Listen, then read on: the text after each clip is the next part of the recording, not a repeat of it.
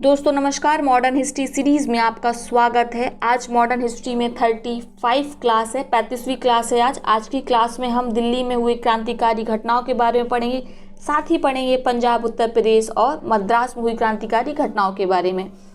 आप जानते हैं 1905 के बंगाल विभाजन के बाद से ही भारत के प्रत्येक क्षेत्र में क्रांतिकारी घटनाएं शुरू हो गई थी। यूरोपियों की राजनीतिक हत्याएं होने लगी थी। इस कारण अंग्रेजों में कहीं ना कहीं ये डर हो गया था कहीं 1857 जैसी क्रांति फिर से ना हो जाए। इसीलिए उन्होंने निर्णय लिया कि बंगाल विभाजन को रद्द कर दिया जाएगा। तो 1911 में दिल्ली दरबार आयोजित किया गया था, जिसमें जॉर्ज पंचम और क्वीन मैरी आए हुए थे। इसी समय भारत के वायसराय लॉर्ड हार्डिंग द्वितीय ने घोषणा की कि बंगाल विभाजन रद्द किया जाता है। साथ ही इसी 1911 की दिल्ली दरबार में एक और घोषणा हुई कि अब भारत की राजधानी कलकत्ता के बजाय दिल्ली होगी। तो ये घोषणा कब हुई? 1911 में। और इस घोषणा को अमल में कब लाया गया? 1912 में।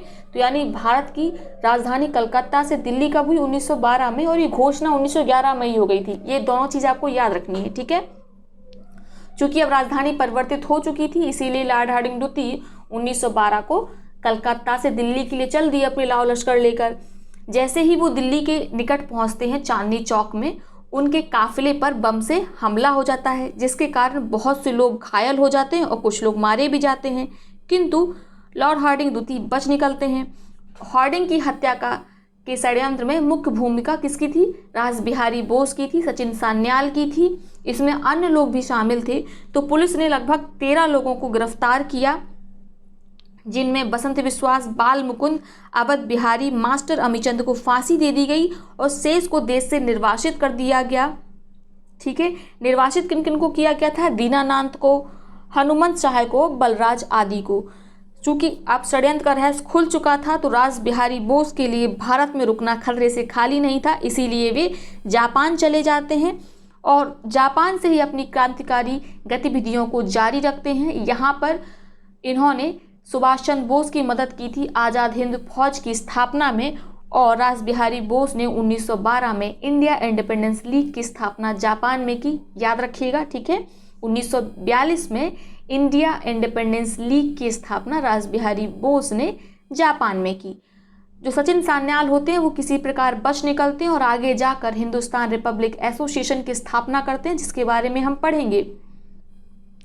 अब बात करते हैं पंजाब के क्रांतिकारी आंदोलन की।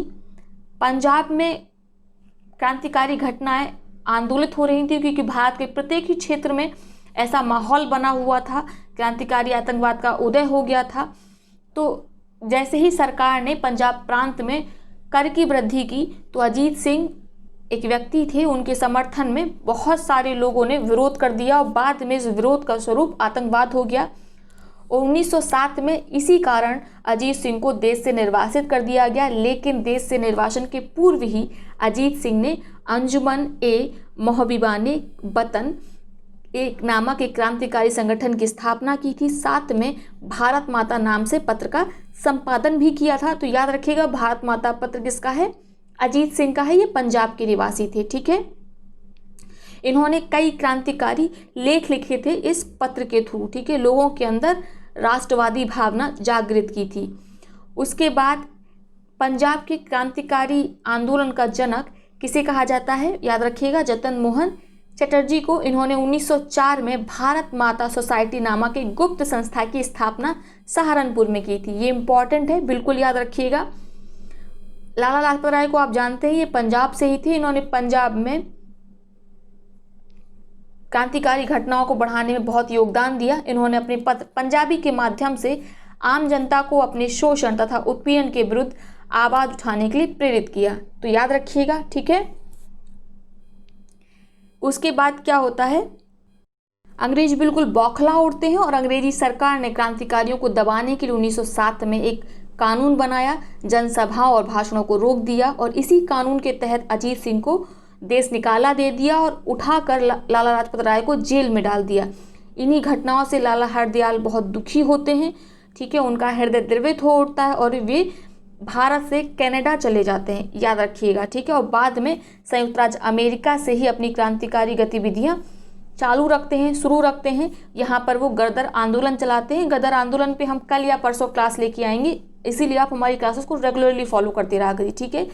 तो सरकार ने पंजाब में क्रांतिकारी गतिविधियों पर अंकुश लगाया और वो सफल भी हुए, लेकिन कहीं ना कहीं इन क्रांतिकारियों ने अंग्रेजों की ईंट तो बजा दी थी। बात करते हैं उत्तर प्रदेश के क्रांतिकारी घटनाओं की। उत्तर प्रदेश में सर्वप्रथम क्रांतिकारी गतिविधियां बनारस से शुरू होती हैं, जिसका नेतृत्व पंडित सुंदर लाल करते हैं, नाम याद रखिएगा। अंग्रेजों द्वारा बनारस में पकड़े जाने की आशंका से पंडित सुंदर लाल ने अपनी गतिविधियों का केंद्र तुरंत ही बदल लिया और उन्होंने अपना केंद्र बनारस से इलाहाबाद शिफ्ट कर लिया।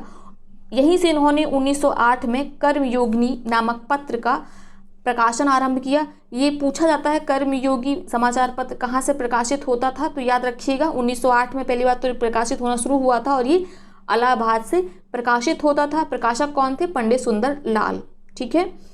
इन्हीं के सहयोग से इलाहाबाद से स्वराज नामक पत्र भी निकाला गया। पंडित सुंदर लाल के संबंध में तत्कालीन क्रांतिकारियों लाला लाजपत राय, अरविंद घोष काफ़ी अच्छे उदार विचार रखते थे और इन लोग के काफ़ी प्रेम संबंध थे, ठीक है। बात करते हैं मद्रास में हुई क्रांतिकारी घटनाओं की। यहाँ से क्रांतिकारी गतिविधियों का प्रारंभ नीलकंठ ब्रह्मचारी और बेची अय्यर ने किया था। तो इन दोनों के नाम याद रखिएगा, नीलकंठ ब्रह्मचारी और बेची अय्यर का। इन्होंने गुप्त क्रांतिकारी संगठन भारत माता समिति की स्थापना की। इसके माध्यम से मद्रास में क्रांतिकारी घटनाओं को प्रोत्साहन दिया। बेची अय्यर ने 1911 में तिरुनेलवेली के जिला मजिस्ट्रेट की हत्या कर दी थी और पकड़े जाने के डर से इन्होंने खुद को ही खत्म कर लिया था।